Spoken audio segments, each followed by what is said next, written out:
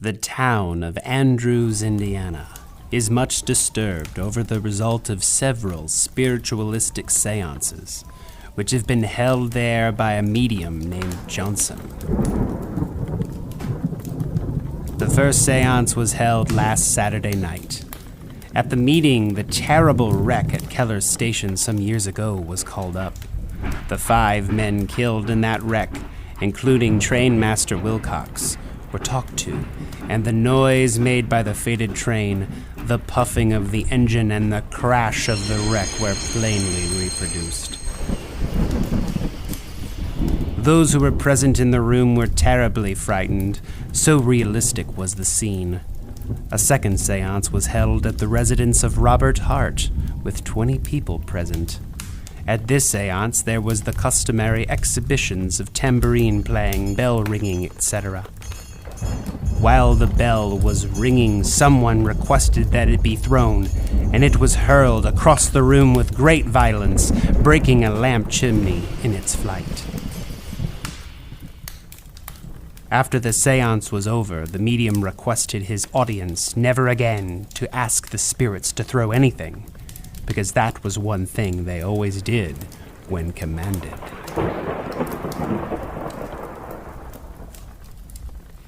Scenes such as this, described in the July 11, 1893 issue of the Indianapolis News, were more commonplace in the Hoosier state than you might imagine at this time.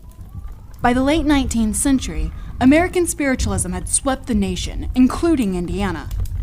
And if you look past the spectacle described in that article, the tambourine playing, bell ringing, and flying furniture, you can glimpse the complexities surrounding spiritualist beliefs.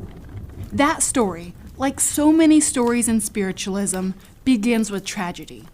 5 local men were killed in a dreadful accident, and here were their neighbors and friends, still trying to find closure by calling them back from the dead. In this episode, we'll explore a movement that meant different things to different people. For some, a night of entertainment. For others, a coping mechanism for unbearable grief. I'm Lindsay Beckley, and this is Talking Hoosier History.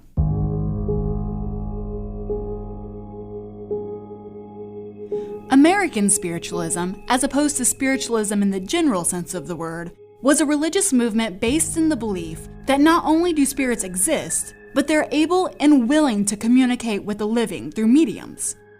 The root of the movement can be traced to the spring of 1848, when the Fox family began to hear knocking noises coming from the walls of their Hydesville, New York home. As the knockings continued, 2 of the Fox children, Margaret and Catherine, discovered that they could communicate with what they had come to believe was a spirit. Soon, the sisters took this newfound talent to nearby Rochester, New York, where they met prominent Quaker abolitionists Isaac and Amy Post. In turn, the Posts introduced the young women and their ability to communicate with spirits to their prominent Quaker, abolitionist, and Methodist friends. Through this network, spiritualist beliefs were introduced into the highly mobile upper crust of East Coast society. This, alongside the accessible nature of the new movement, which replaced the hierarchy and specialized facilities of other religions with a more informal structure, allowed spiritualism to spread rapidly. Just months after the initial rappings were heard in Hydesville, there were thousands of so-called spirit circles communicating with spirits in drawing rooms and kitchens up and down the eastern seaboard. Spirit circles, or seances, were part of spiritualism from the very beginning. Early seances conducted by the Fox sisters were described by historian David Chapin. Seances would begin with a prayer, while the party sat around a wooden table in a darkened room. If a spirit made its presence felt, participants could ask it yes or no questions, or the spirit might call for the alphabet by knocking 5 times in rapid succession. If this happened, someone would recite the alphabet until a knock was heard on a particular letter. This would be repeated until words and sentences were spelled out. The spirits had to be treated with great respect, or else they might refuse to participate. Soon, public demonstrations where hundreds of people gathered to witness the Fox sisters communicating with the spirits were organized. This is yet another factor in the rapid dissemination of American spiritualism. Each and every person who attended a seance or public demonstration was able to go back to their hometown and hold a similar circle in their own home, with their own friends, who could in turn repeat the pattern, spreading the movement even further. In this way, spiritualism quickly reached the Midwest. By the mid-1850s, less than a decade after the Fox sisters first made contact with the spirits in upstate New York, spiritualism was fairly widespread in Indiana. It's hard to estimate the number of practitioners, since there was no formal system of reporting, but one historian claims that by the 1860s, 90% of Angola, Indiana residents were practicing spiritualists.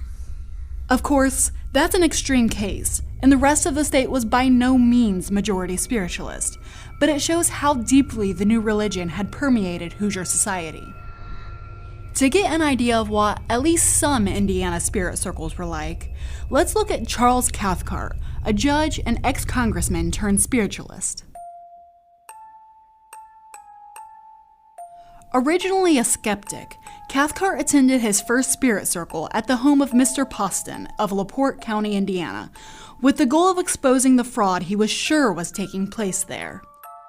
The seances held at this particular circle were much different from those held by the Fox sisters, which I described earlier. You see this a lot in spiritualism, since there was no official church structure, and practitioners were able to just kind of make things up as they went along. The Poston Circle, sailed after circles held in Ohio, was a lively affair, similar to that described in the newspaper article at the top of the show. Cathcart arrived to the seance armed with a homemade device that, when deployed, would light up the room in a flash. The lights were put out and the show started, with the spirit referred to as Old King taking up the bass drum. Cathcart deployed his flash device and described what he saw next in the Spiritual Telegraph, a New York-based spiritualist newspaper. What a picture for an artist! I witnessed the stick beating the drum as if handed from above, and no mortal nearer than about 8 feet of it.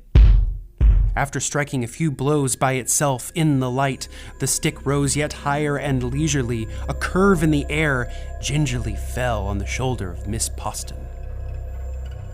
With this shocking turn of events, Cathcart was a convert. He started his own spirit circle, also in LaPorte County, which was attended by many of his affluent acquaintances. Unsurprisingly, given the theatrical nature of his first encounter with spiritualism, Cathcart's own circles were quite showy, with flying furniture, disembodied voices, and a veritable ensemble of spirits playing everything from a triangle to the guitar. Obviously, this strain of spiritualism is much closer to entertainment than to the expression of grief it was for many others. This included Mayrite Sewell, who is better known as Indiana's preeminent suffragist. In 1895, Sewell's husband and work partner, Theodore Lovett Sewell, died. In the wake of his death, she wrote, "Unlike many bereaved, I did not seek to forget my sorrow or him whose removal had caused it. On the contrary, I strove to keep the memory of him always present in my own mind."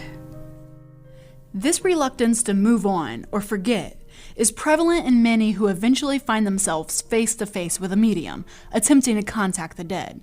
So it was with Sewell. In August 1897, after delivering a suffrage speech at Lilydale, one of the largest spiritualist camps in the country, a series of misfortunes stranded her in the camp for several days. During that time, she met with a medium, a meeting which she describes in her book Neither Dead Nor Sleeping. In that sitting, quite contrary to my own expectations, and equally so to any conscious desire, I received letters written upon slates which I had carefully selected from a high pile of apparently quite new and empty ones, had carefully sponged off, tied together with my own handkerchief, and held in my own hands, no other hand touching them. These letters, when read later in my room, were found to contain perfectly coherent, intelligent, and characteristic replies to my questions, which I had written upon bits of paper that had not passed out of my hands. From that first experience, Sewell began visiting mediums on a regular basis and kept in communication with her deceased husband for the remaining 2 decades of her life. This was something she didn't share publicly. Neither Dead Nor Sleeping wasn't published until July 1920, 23 years after she first made contact with her deceased husband. In it, she revealed her spiritualist beliefs and experiences and laid out her reasons for that belief. The book was fairly well received, heralded as an exceptionally logical exploration of the practice of spiritualism, if a surprising subject for a woman of Sewell's esteemed reputation to write on. But just 2 months after its release, with the revelation of Sewell's convictions still fresh in the minds of Americans, Sewell died in Indianapolis. Her death following so close on the heels of Neither Dead Nor Sleeping resulted in the majority of her obituaries giving an inordinate amount of weight to that part of her life, leaving some of her very impressive accomplishments in the shadows. Of course, Sewell wasn't the only prominent Hoosier spiritualist. Long before Neither Dead Nor Sleeping revealed May Wright Sewell as a convert, Dr. John and Mary Westerfield of Anderson, Indiana, were introduced to the movement. This introduction would eventually lead to the establishment of what would become one of the nation's most prominent spiritualist centers. In 1855, John and Mary's only son, John Jr., died at the age of 14. The couple, who organized lectures on various topics of a scientific and pseudoscientific nature, were already familiar with the idea of spiritualism. So perhaps it was natural that they turned to the comfort offered by mediums in their grief. Over the next months, many of those who had attended their lecture series also converted to spiritualism, and this small group began to advocate for a statewide organization of spiritualists. There's a grave in the pine where the sun never shines. There's a grave that's shaded with the pine. Alongside this effort to organize, the Westerfields also began searching for a location for a spiritualist camp, where believers could congregate and commune. My true love lies in a narrow grave in the pines where the sun never shines. From these efforts, the Indiana Association of Spiritualists was founded in the late 1880s. And in 1890, they purchased 30 acres of land in Chesterfield, Indiana, where their spiritualist camp, Camp Chesterfield, was established.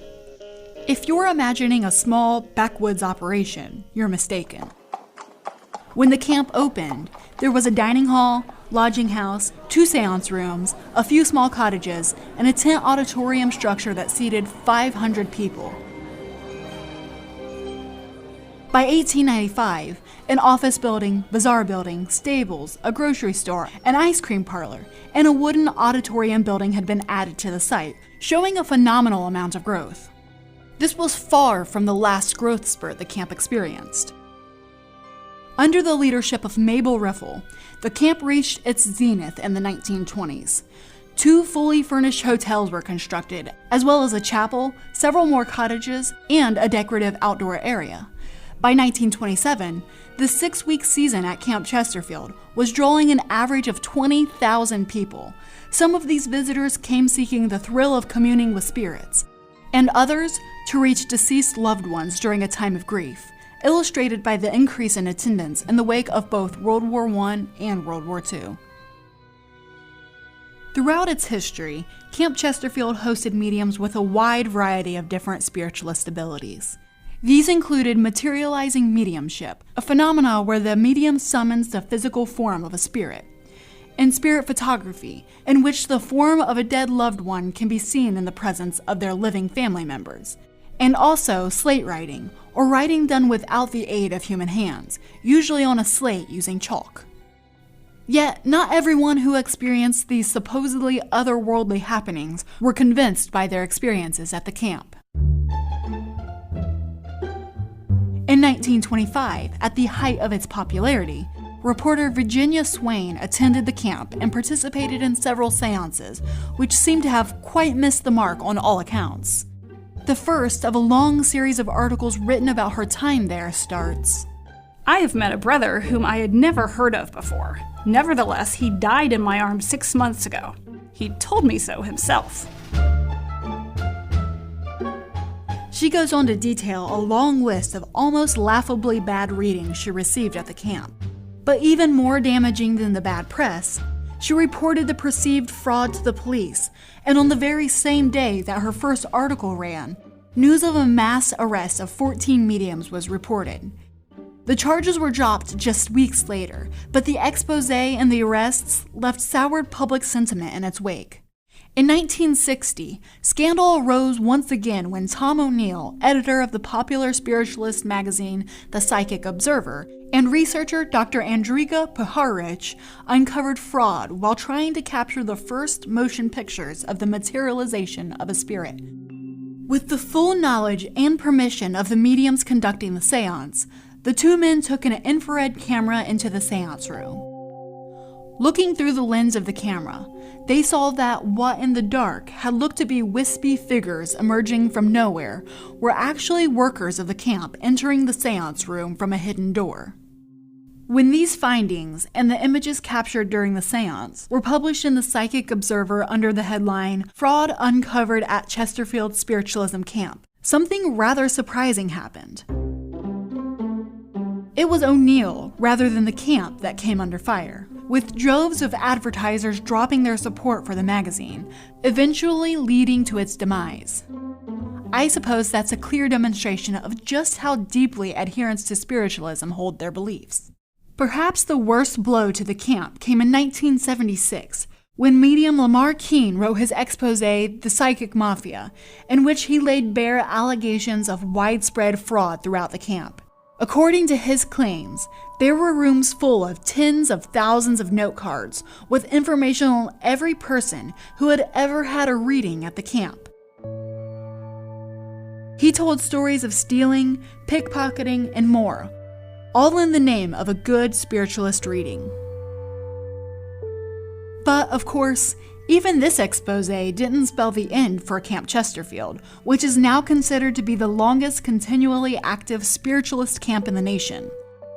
The camp, like spiritualism itself, has persisted through scandal, bad press, and more. Today, the camp is a mixture of American spiritualism, with several resident mediums available for readings, New Age spiritualism, with meditation retreats and Tai Chi classes, and a training center for up-and-coming spiritualist leaders. Even outside of historical camps like Chesterfield, of which there are a handful left scattered across the country, we still hear the echoes of spiritualism in modern America. Take, for instance, mediums such as Long Island medium Teresa Caputo, or, if you're a 90s kid like me, Sylvia Brown, both of whom you might know from TV. Like the Fox sisters of the mid-1800s, these women mix entertainment with amateur grief counseling, helping people through difficult times by giving them the chance to communicate with lost loved ones. Or, if one wants to be cynical about it, using people's grief for financial gain and personal fame. But that's what makes spiritualism such a wonderfully complex topic. It can be a coping mechanism. It can be entertainment. It has flim-flam men and sincere practitioners. Some people feel genuinely helped, and others feel helplessly duped. And we didn't even get to this, but it was led, in large, by women and had close ties with both the abolition and women's suffrage movements. But many of its practitioners, like May Wright Sewell, were tarnished by their association with it. Spiritualism is often used as an entry point into ghost stories and ghastly tales, something to be trotted out for Halloween and then put back into the closet with the paper skeletons on November 1st. But that paints a much more one-dimensional picture of it than in reality.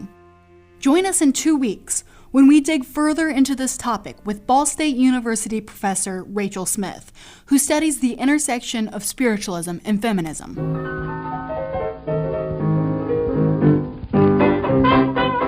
Once again, I'm Lindsay Beckley, and this has been Talking Hoosier History. Talking Hoosier History is a product of the Indiana Historical Bureau, a division of the Indiana State Library.